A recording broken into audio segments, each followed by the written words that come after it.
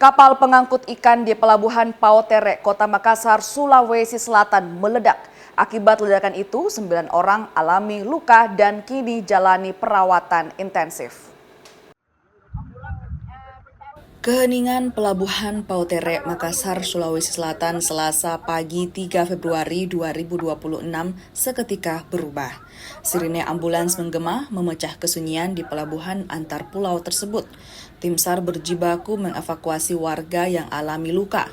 Mereka harus segera dibawa ke rumah sakit untuk jalani perawatan medis. Keriuhan terjadi setelah sebuah kapal pengangkut ikan tiba-tiba meledak. 9 orang terluka dan langsung dilarikan ke Rumah Sakit Jala Amari, Kodairal 6, Makassar. Itu kejadiannya tadi pagi sekitar 4:30, kami mendapatkan adalah korban itu jam 5:30. Itu kurang lebih korbannya ada 9 orang.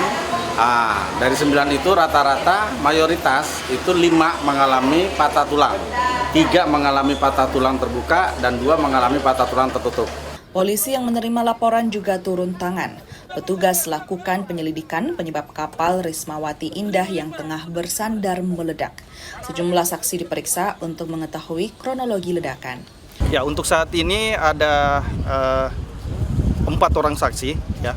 1 orang dari ABK kapal tersebut dan 3 orangnya itu adalah ABK yang berada di kapal tepat di samping kapal yang meledak tersebut. Nah, ini kan hancur ini, dan kalau bisa dibilang ledakan awal terjadi di bagian apa kan? Kalau dilihat dari puing-puingnya, Pak.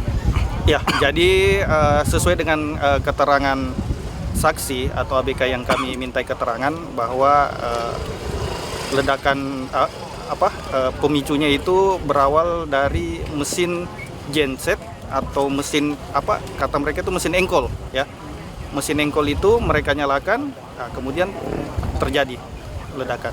Polisi kini terus lakukan penyelidikan penyebab pasti ledakan. Sementara para korban tengah jalani proses pemulihan di RSTNI Angkatan Laut Jala Amari. Rama Pratama, Kompas TV Makassar, Sulawesi Selatan.